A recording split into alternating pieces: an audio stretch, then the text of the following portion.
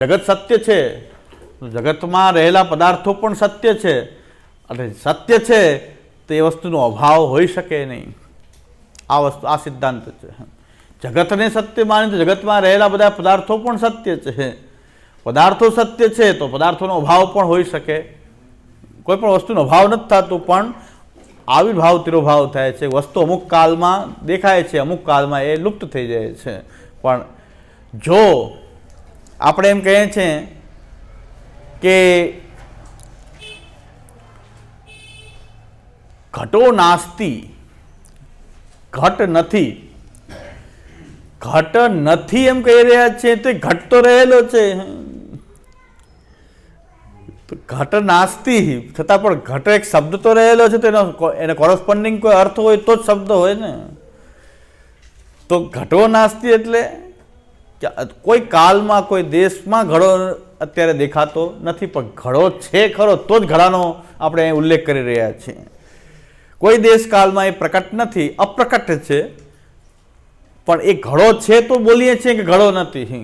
ઘડો જેવો પદાર્થ હોય જ નહીં તો ઘડો એવો શબ્દ ક્યાંથી આવ્યો? એટલે આપણે કહીએ છીએ કે કોઈ પણ વસ્તુ પ્રકટ નથી એટલે એનો તિરોભાવ છે. કોઈ વસ્તુ લુપ્ત થયેલી છે, છુપાઈ ગઈ છે, એટલે એને આપણે તિરોભાવ કહીએ છીએ. અને પાછું જે વસ્તુ છુપાઈ ગઈ છે પાછી બહાર આવી જાય છે એને આપણે આવિર્ભાવ કહીએ છીએ. તો દરેક વસ્તુ જગતમાં સત્ય છે, અને જગતમાં રહેલી દરેક વસ્તુ જે છે આવિર્ભાવ તિરોભાવશાલી છે. એટલે જગત સત્ય છે, જગતમાં રહેલા પદાર્થો પણ સત્ય છે. સત્ય પદાર્થોનો અભાવ હોઈ શકે નહીં. એટલે આપણે આ ચારે ચાર પ્રકારના અભાવ આપણે માનતા નથી. કારણ પ્રાગભાવ કહેશું કે ઘડો પ્રકટ નથી થયો એની પહેલાંનો અભાવ, પણ ઘડો તો છે. ઘડો એક શબ્દ જ એવું બતાવી રહ્યો છે કે કોઈ ઘડો છે તો જ તો એનો અભાવ હોત તો એ શબ્દ ક્યાંથી છે? તો શબ્દનો કોરસ્પોન્ડિંગ કોઈ અર્થ એનો છે. તો એનો મતલબ કે ઘડો એ દેશ કાળમાં જ્યાં પ્રકટ નથી એટલે તમે એમ કહી રહ્યા છો ઘડો નથી, એનો અભાવ છે. પણ કોઈ દેશ કાળ પૂરતો એનો વસ્તુ દેખાતી નથી એટલે એ પુનઃ પાછી દેખાવા માંડે એટલે એનો આવિર્ભાવ થયો કહેવાશે. એટલે ઘડો આપણને લાગે છે કે ઉત્પત્તિ નાશ થયો, પણ ઉત્પત્તિ નાશ નથી. એક આવિર્ભાવ તિરોભાવની જે પ્રક્રિયા છે, અને એક સાથે ચાલતી પ્રક્રિયા છે. એક રૂપથી તિરોભાવ, બીજા રૂપથી આવિર્ભાવ. ઘડાને ફોડી નાખો તો ઘડા રૂપનો તિરોભાવ થઈ ગયો, પણ માટી રૂપથી આવિર્ભૂત થઈ ગયો ને. તે માટી રૂપથી એ આવિર્ભાવ થઈ ગયો. માટી રૂપનો તિરોભાવ કરીને પછી ઘડા રૂપનો આવિર્ભાવ થઈ જશે. આ ચાલતી પ્રક્રિયા છે આવિર્ભાવ, કારણ કે સત્ય છે. ભગવાનનું એ રૂપ છે, જગત જ ભગવાનનું રૂપ છે. ભગવાન સિવાય કંઈ નથી. એકમેવા અદ્વિતીય છે એમ વેદ કહે છે, તો ભગવાન સિવાય કંઈ પણ નથી. એકમેવા અદ્વિતીય. આ સનાતન ધર્મની વાત કરનારાને એ ખબર નથી કે વેદે બધાને બ્રહ્માત્મક કહ્યા છે. આટલી બધી ઊંચી ક્વોલિટી આપી છે. શુદ્રની વાત કરવી કે આ વાત કરવી, બધાને બ્રહ્માત્મક તો કહ્યા જ છે ને. અને બ્રહ્માત્મક રૂપે જોવાની દ્રષ્ટિ વેદે આપી છે. તો વેદ કેવા ખોટા! વેદે આ રીતે વેદે અને મનુસ્મૃતિએ બધાને તોડી નાખ્યું, આમ કરી નાખ્યું, તેમ કરીને. હવે એમ કહે છે કે આંબેડકરે, ડૉક્ટર ભીમરાવ આંબેડકરે આ શૂદ્રોના ઉદ્ધારની વાત કરી, દલિતોના ઉદ્ધારની વાત કરી. આ બીજા બધા શ્રેય લઈ જાય, ખોટું છે, ખોટી વાત છે. ભીમરાવ આંબેડકરે દલિતોના ઉદ્ધારની વાત કરી, ખોટી વાત છે. આની પહેલાંના બધા જ વૈષ્ણવાચાર્યોને શ્રીમદ ભાગવત જે છે સ્ત્રીઓને, શૂદ્રોને જે વૈદિક માર્ગમાં ચાલવાનો અધિકારી નથી એનો ઉદ્ધારનો રસ્તો. અને ભાગવત એમ કીધું છે કે બધી જ પ્રકારથી વિદ્યાથી પરિપૂર્ણ પણ ભગવાનથી વિમુખ કોઈ બ્રાહ્મણ હોય એના કરતાં ચાંડાલ ઉત્તમ છે. આ ભાગવતે કહ્યું છે. સૌથી પહેલા તો ભાગવતે તમે ગાળો દો છો, પુરાણોને ગાળો દો છો. પુરાણોએ સ્ત્રીઓને, શૂદ્રોને આ દરજ્જો આપ્યો છે કે બ્રાહ્મણ જો ભગવાનથી વિમુખ હોય, વિદ્વાન, બધા શાસ્ત્રોનું પારંગત, બધા વિદ્યાઓમાં નિપુણ હોય, પણ ભગવાનથી વિમુખ હોય એ બ્રાહ્મણ કરતા એ ચાંડાળ કે સૌથી વર્ણમાં નીચો ગણાય એ શ્રેષ્ઠ છે, ઊંચો છે. આ ભાગવતે દ્રષ્ટિ આપી છે. ભીમરાવ આંબેડકરે તો બહુ પછી આપી છે. એની પહેલાં તો ભાગવતે આ દ્રષ્ટિ આપી. વૈષ્ણવાચાર્યોએ, આ બધા વૈષ્ણવાચાર્યો, જેટલા પણ વૈષ્ણવાચાર્યો થયા એમણે સ્ત્રીઓના, શૂદ્રોને પણ ભક્તિમાં બધાને અધિકાર આપ્યો, ને એ બધા જ એ ગતિને પ્રાપ્ત કરી શકે, બધાએ ભગવાનને પ્રાપ્ત કરી શકે. ક્યાં સ્ત્રીઓને, શૂદ્રોને કે અંગ્રેજો આવ્યા એની પહેલાં કોઈ ભણવાનો અધિકાર ક્યાંય હતો જ નહીં. આવી વાત કરે છે. દલિતોને એવી વાત સમજાવી દેવામાં આવી કે આ અંગ્રેજોએ અધિકાર આપ્યો, તો પછી અંગ્રેજો ઉદ્ધારક થયા, ભીમરાવ આંબેડકર ક્યાં થયા ઉદ્ધારક? તો અંગ્રેજો ઉદ્ધારક માનવા જોઈએ, ભીમરાવ આંબેડકરને શું કામ માનવા જોઈએ? પણ ભીમરાવ આંબેડકરે કહ્યું એની પહેલાં તો આપણા વૈષ્ણવાચાર્યોએ ભક્તિ માર્ગમાં બધાને, સ્ત્રીઓને, શુદ્રોને, મ્લેચ્છોને દરેકને ભક્તિનો અધિકાર છે અને બધા જ ભગવત પ્રાપ્તિના અધિકારી છે, ભગવાનની ભક્તિના અધિકારી છે, ભજનના અધિકારી છે. આ દરજ્જો કોણે આપ્યો છે? વૈષ્ણવાચાર્યોએ. વૈષ્ણવાચાર્યોએ એ વેદનું ખંડન કર્યા વગર વેદમાંથી જ માર્ગ બતાવ્યો છે અને સર્વ એ માર્ગે ચાલી શકે છે. તો કોઈ કંઈ બુદ્ધમ શરણમ ગચ્છામી કરવાની જરૂર નથી. આ વૈદિક માર્ગમાં પણ સ્ત્રીઓ અને શુદ્રોના ઉદ્ધાર માટે વ્યાસજીએ મહાભારત રચ્યું. વ્યાસજીએ ભાગવત જે વેદનું મિષ્ટ ફલ જે છે એ બધા જ લઈ શકે, સ્ત્રી શુદ્રો પણ એ મિષ્ટ ફલનું પાન કરી શકે, એનો ભોગ કરી શકે. એટલા માટે વ્યાસજીએ ભાગવત વેદ હોવા છતાં પણ એને પુરાણમાં રાખ્યું છે. ભાગવત તો વેદ જ છે, વેદમાંથી વેદનું ફલ છે ભાગવત, પણ પુરાણ કેટેગરીમાં શા માટે રાખ્યું છે કે વેદ માર્ગમાં બ્રાહ્મણો અને દ્વિજોનો અધિકાર છે. એટલે ભાગવતના લાભથી સ્ત્રીઓ શુદ્રો બધા વંચિત ન રહે એટલા માટે વ્યાસજીએ ભાગવતને એ પુરાણ કોટીમાં ગણવામાં આવ્યું છે. તો વ્યાસજી ઉદ્ધારક છે, દલિતોના, સ્ત્રીઓના, શુદ્રોના સર્વના ઉદ્ધારક તો વ્યાસજી છે. વૈષ્ણવાચાર્યો બધા જ કે જેમણે રામાનુજાચાર્ય, રામાનંદાચાર્ય, ચૈતન્ય મહાપ્રભુ, વલ્લભાચાર્ય, આ બધા જ વૈષ્ણવાચાર્ય સર્વનો ઉદ્ધાર થાય. જેને પણ ભક્તિ કરવી છે, ભગવાનની પ્રાપ્તિ કરવી છે, તો સર્વ અધિકારી છે, સર્વ એ માર્ગ ઉપર ચાલી શકે એવા માર્ગ આ સનાતન ધર્મની અંદર જ બધાએ આ માર્ગ બતાવ્યો છે. સનાતન ધર્મમાં ક્યાંય સ્ત્રીઓને શુદ્રોને સાધના કરવાનો અધિકાર નથી કે એમને કોઈ ભગવાનને સ્પર્શ કરવાનો અધિકાર નથી, એવું નથી. વેદની મર્યાદામાં, શાસ્ત્રની મર્યાદામાં રહીને પણ ઉપાય છે. તો શા માટે બુદ્ધમ શરણમ ગચ્છામી કરે? શા માટે બૌદ્ધ માર્ગમાં જવાનું? તમારે ઉદ્ધાર કરવો હોય, તમારે ખાલી ઝંડો જ ફરકાવવો હોય વિરુદ્ધમાં, રાજનીતિ કરવી હોય કે વિરુદ્ધમાં ઝંડો ફરકાવી વાત અલગ છે, પણ તમારો ઉદ્ધારનો રસ્તો તો એ બધા માટે સમાન છે અને એને ઉત્તમ ગણ્યા છે. જો ભગવાનથી વિમુખ બ્રાહ્મણ કરતાં ચાંડાલને ઉત્તમ ગણ્યા છે. તો આ દ્રષ્ટિ આપણા સનાતન ધર્મની દ્રષ્ટિ રહી છે. આવું કોઈ બોલ્યું નથી. એટલે મને એમ થાય કે હું બોલી દઉં, મારા મનમાં કોઈ પ્લેટફોર્મ પરથી હું બોલી દઉં કે આ તો કોઈ બોલતા જ નથી, બધા ચૂપ થઈ જાય. શંકરાચાર્ય પણ મૌન થઈ જાય, કારણ કે વર્ણાશ્રમવાદી છે ને, વર્ણાશ્રમવાદી રહેલા તો બધા મૌન થઈ જાય. પણ મૌન થવાની જરૂર નથી. ગમે એવા દલિત આવે, ગમે એ બોલે, દલિત તમે દલિત, અમે શુદ્ર કહે તમને વાંધો, તો દલિતમાં કેમ વાંધો નથી? અરે શુદ્ર કઈ ખરાબ શબ્દ થોડો છે. શુદ્ર નામના દેવતા છે, શુદ્ર નામના પણ દેવતા છે કે જે દરેક વર્ણના અભિમાની દેવતા છે. શુદ્ર દેવતા છે, અપમાનિત શબ્દ થોડો છે શુદ્ર. દલિત બોલવા વાંધો નથી. શોષિત, કચડાયેલા, એ તો બહુ ખરાબ વાત છે. દલિત કહેવું, શોષાયેલા કહેવું, તમે પોતાને કહેવા તૈયાર છો. શુદ્ર કહે તમને વાંધો આવે. શુદ્રમાં કંઈ ખરાબ વાત નથી. શુદ્ર કંઈ ખરાબ વાત, શુદ્ર નામના પણ દેવતા, જેમ બ્રાહ્મણ દેવતા છે એમ શુદ્ર દેવતા પણ છે. અને વલ્લભાચાર્ય ચરણે તો એમ આજ્ઞા કરી છે કે વર્ણ છે એ શાસ્ત્રોક્ત છે, જાતિ શાસ્ત્રોક્ત નથી. આ જાતિ જેટલી આપણે પ્રકટ કરી છે એ આપણે બધાએ પ્રકટ કરેલી. જાતિવાદ તો જાતિવાદનો વાંધો છે ને, વર્ણ વ્યવસ્થા તો વ્યવસ્થા છે, પણ જાતિ તો ઊભી કરેલી છે. તો જાતિવાદને અમે નથી માનતા, જાતિઓ ઊભી કરેલી છે, વર્ણ શાસ્ત્રોક્ત છે. આ જાતિઓ જે છે, જાતિપાતિના જે ભેદ વગેરે ઉત્પન્ન થયા છે એ તો શાસ્ત્રીય નથી. મહાપ્રભુજી પણ આજ્ઞા કરે છે કે અમે વર્ણને માનીએ છીએ, જાતિને માનતા નથી. બ્રાહ્મણ નામની કોઈ જાતિ નથી, બ્રાહ્મણ વર્ણ છે, ક્ષત્રિય વર્ણ છે. એમાં પછી જાતિઓ આપણે ઊભી કરેલી છે, બધી એ જાતિઓ આપણે ઊભી કરેલી છે. તો નિત્યમ એકમ અનેકાનુગતમ, એ જાતિની વાત પછી ન્યાયશાસ્ત્રમાં આવે છે. નિત્યમ એકમ અનેકાનુગતમ, કોઈ કોમન તત્વ હોય એ બધા અનેકોમાં કોઈ એક કોમન તત્વ હોય, કોમન તત્વને કારણે બધા પોતાનું એક ફેક્શન બનાવે તે જાતિ થઈ જાય. જાતિના બધા અનેક ભેદ થઈ જાય. કોઈ અનેક પ્રકારની જાતિઓ આપણે જ નિર્માણ કરતા હોઈએ છીએ, આપણે જ નિર્માણ કરતા હોઈએ છીએ. જેમ કે બ્રાહ્મણ, તો બ્રાહ્મણમાં 84 નહીં પણ એના કેટલાય પેટા ભેદ છે. 84 નહીં, કેટલાય પેટા ભેદ છે. જેમ કે સોની હોય તો સોનીમાં હાલાહારી સોની ને આ સોની ને અમારા જુનાગઢમાં દેશી ને પરદેશી સોની. જુનાગઢથી બહાર કોઈ આવે એ પરદેશી કહેવાય. દેશી સોની ને પરદેશી સોની તો કઈ હવે એ તો તમે ગમે એટલા ભેદ કરી શકો. હવે કામ અમુક એરિયા વાઇઝ કરી નાખશો ક્યારેક રાજકોટના પશ્ચિમ રાજકોટમાં રહેનારા સોની અને પૂર્વ ભાગમાં રહેનારા સોની તો એ થઈ શકે છે. બધું થઈ શકે. નિત્યમ એકમ અનેકાનુગતમ એ થઈ શકે. પણ એ જાતિઓ છે, જાતિવાદનો વિરોધ કરે તો અમે વિરોધ કરીએ છીએ. સનાતન ધર્મના જે આચાર્યો પણ કહે જાતિ નથી, વર્ણ છે. વર્ણ સાચો છે, જાતિ છે. વર્ણ તો ચાર જ છે. વર્ણ તો ચાર જ છે. જાતિઓ અનેક થઈ ગઈ. તો જાતિઓ અનેક થઈ ગઈ. અમે વેલનાડુ બધા તેલંગ બ્રાહ્મણ છે, વેલનાડુ તેલંગ બ્રાહ્મણ છે. તો અમારામાં કેટલા બધા પ્રકાર થઈ ગયા. તો અમે લોકો બધા એ વેલનાડુ બધા ઉત્તર ભારતમાં આવ્યા. તો એમાં કેટલાક ગુસાઈની સાથે ગોકુલમાં નિવાસ કરવા માંડ્યા. અમારી જાતિના લોકો એ ગોકુલસ્થ કહેવાના. કેટલાક લોકો મથુરા બાજુ નિવાસ કરતા હતા, મથુરસ્થ કહેવાના, મથુરાસ્થ.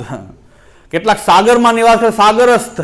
હવે એમાં પાછું એમ કે ગોકુલસ્થ ઊંચા, કારણ ગુસાઈની આજુબાજુ રહેતા હતા ને, અમે ગોકુલસ્થ ઊંચા માનીએ કે ગુસાઈજીનો સાથે રહેતા હતા. ગુસાઈજીના મતમાં નહોતા માનતા, મથુરાસ્થ ને સાગરસ્થ છે. તો એ પાછળ એ જાતિમાં નીચા ઊંચનો ભેદ તો એ આપણે પાડતા જ જઈએ, એમ પડતો જ જાય, એવું નથી. પણ આપણે તો વર્ણ વ્યવસ્થાને માનનારા હતા. અને એ પણ અમારા વલ્લભાચાર્ય સ્વીકાર કરે છે કે કલિયુગમાં આવતા આવતા વર્ણો પણ બધા ધીરે ધીરે બધા વર્ણો પણ હવે ધ્વસ્ત થઈ ગયા. તો હવે શા માટે આ કૂટવીને રોવું? વર્ણાશ્રમ વ્યવસ્થા તો તમે વાંધો હતો એ આપોઆપ તૂટી રહી છે. એમાં તમે તોડવાની જરૂર નથી, આપોઆપ તૂટી રહી છે. તેમાં આટલો બધો હોબાળો કરવાની શું જરૂર છે? તો આપોઆપ તૂટી જવાની છે. થોડોક ટાઈમ થાય સાવ તૂટી જશે. વર્ણાશ્રમ વ્યવસ્થા તો આપોઆપ તૂટી રહી છે. અને કોઈ આસ્થાથી પાલન કરી રહ્યું છે તો એનો આસ્થાનો વિષય છે, એને કરવા દો વર્ણાશ્રમનું પાલન. વર્ણાશ્રમ તો રહેવાનો નથી ધીરે ધીરે કલિયુગના પ્રભાવથી. તો આપણા ધર્મને બરાબર સમજવા માટે આપણે આવશ્યક છે કે આ રીતે એકત્ર થવું અને બને ત્યાં સુધી બધા એકત્ર થઈને ધર્મ પ્રત્યે આસ્થા બધાની જાગે એવો પ્રયત્ન કરવો જોઈએ. અને અત્યારે ચાલે છે, ભલે ચર્ચાઓ ચાલતી રહે, પણ બહુ સારી વાત છે, બહુ સારો ફેરફાર છે. આપણા આજથી લગભગ 5, 7, 10 વર્ષ પહેલાં કોઈ ધર્મની ચર્ચા જાહેરમાં કરવા માંગતું હતું તો પછી સેક્યુલર લેવલ હટી જાય છે ધર્મની ચર્ચા કરે તો. હવે છૂટથી બધા ચર્ચા કરે છે સનાતન ધર્મની, કે તો સારી વાત છે. ઘણા આપણા રહસ્યો પણ સનાતન ધર્મના બહાર આવે, આપણને પણ વિચારવાનો મોકો મળે. પણ આપણે ઉત્પત્તિ નાશવાદી નથી. આપણા વિષયમાં જોઈએ તો ઉત્પત્તિ નાશવાદી આપણે નથી. આપણે આવિર્ભાવ અને તિરોભાવ માનીએ, કારણ કે સત્ય માનીએ છીએ. જગત ટોટલ સત્ય છે, તો પછી જગતની અંદર રહેલા વસ્તુઓ પણ એ સત્ય છે. એટલે ચારેય પ્રકારના અભાવ આપણે ત્યાં નથી, એ તિરોભાવ જ છે. તિરોભાવથી અતિરિક્ત કોઈ અભાવ આપણે ત્યાં અલગ પદાર્થ નથી. વૈશેષિકોએ અભાવને અલગ પદાર્થ માન્યો છે. આપણે ત્યાં દ્રવ્ય ગુણ કર્મ સામાન્ય વિશેષ સમવાય અભાવ નામનો એ પદાર્થ વૈશેષિકોએ માન્યો છે, અલગ એક પદાર્થ માન્યો છે અભાવને. આપણે તે તિરુભાવથી અતિરિક્ત કોઈ એ અભાવ કોઈ પદાર્થ નથી. હા બોલો. એટલે આપણે આવિર્ભાવ તિરુભાવ માનીએ છીએ, બરાબર? એમાં સતની અભાવ નથી. સત બરાબર ઘણા મને બધા એક સરખા લાગે એટલે નહીં સમજે. પેન થી કહું, આ પેન છે તો એ આ નાશ થઈ ગઈ તો એ તો બીજી ઉત્પન્ન થાય ને, આના થોડી આવશે. એટલે કોઈ સ્પેસિફિક દેશકાલના સંદર્ભમાં આપણે સમજીએ. હે શું કહ્યું? આ પેન છે એ ડિસ્ટ્રોય થઈ ગઈ, બરાબર? તો બીજી ઉત્પન્ન થશે તો એ બીજી થશે ને, આના થોડી ઉત્પન્ન થશે. એ તમે ઉત્પત્તિ એ નાશ માની લીધો ને, નાશ માની લીધો તો બીજી નવી ઉત્પત્તિ. આપણે નાશ જ નથી માનતા ને, ખાલી તિરોભાવ આપણે એ જ સમજ, એ વિષય બાકી છે. કઈ રીતે આપણે અભાવને નથી માનતા એ હજી તો બાકી છે. એટલે આવી જશે હમણાં. તમારી જે શંકા છે એનું સમાધાન હવેનો વિષય જ છે, એ તો હજી બાકી છે. આપણે ખાલી અભાવ છે કે નહીં એટલું જ સમજ્યા છે, પણ અભાવનું આ રૂપાંતર કેવી રીતે છે આપણે ત્યાં. તમે આ ચર્ચા કરી કે ભાઈ આ પેન તો પાછી નથી આવવાની ને, એની ચર્ચા આપણે કરી લઈએ. હવે એ આજનો વિષય જ છે, તો એ વિષય ઉપર આવવાનું જ છે.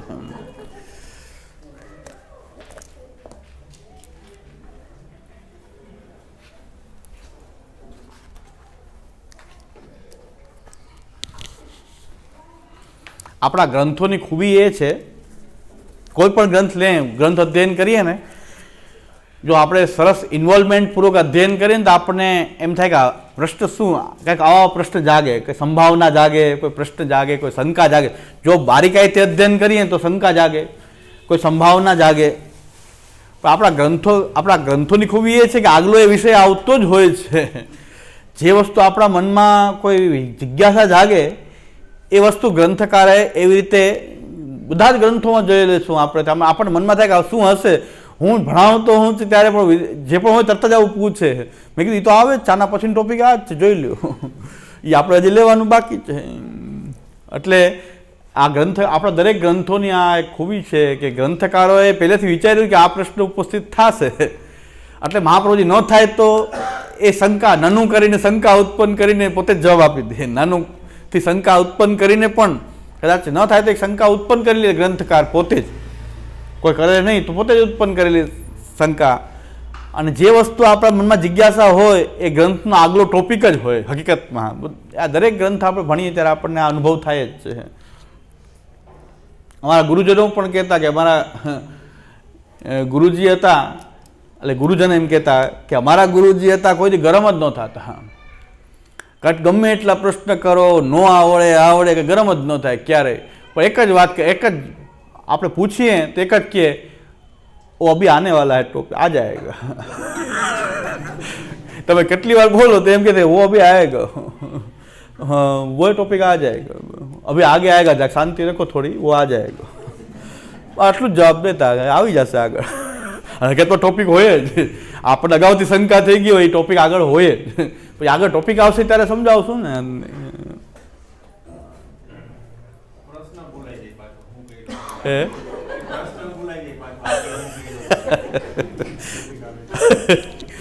નહીં, નેક્સ્ટ ટોપિક જ છે આ તો. હવે ભૂલાવાનો સવાલ નથી.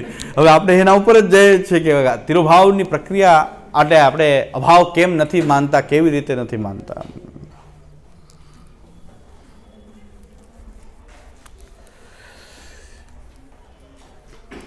એક ખાલી નિવેદન કરી દઉં કે અહીં ઘણા આજે નામ દીક્ષા લીધી, 3-4 જણા, 4-5 જણા એક સાથે. મને તો 1-2ની ખબર હતી પણ 4-5 સાથે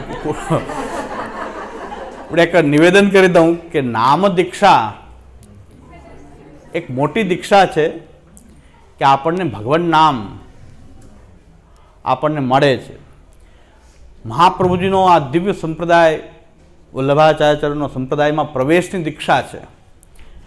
તો એને ગૌરવ સમજીને આપણે એ દીક્ષાને સમજવી જોઈએ કે ગૌરવ છે કે આપણને આવા માર્ગમાં પ્રવેશ પ્રાપ્ત, કોઈ પણ મોટા જગ્યાએ પ્રવેશ મેળવવો, એન્ટ્રી મેળવવી એક બહુ મોટી વાત છે. આ શ્રી મહાપ્રભુજીના સંપ્રદાયમાં એન્ટ્રી છે, એનું ખૂબ મહત્ત્વ સમજવું જોઈએ. નામ સાંભળવું એટલે આપણને ભગવાને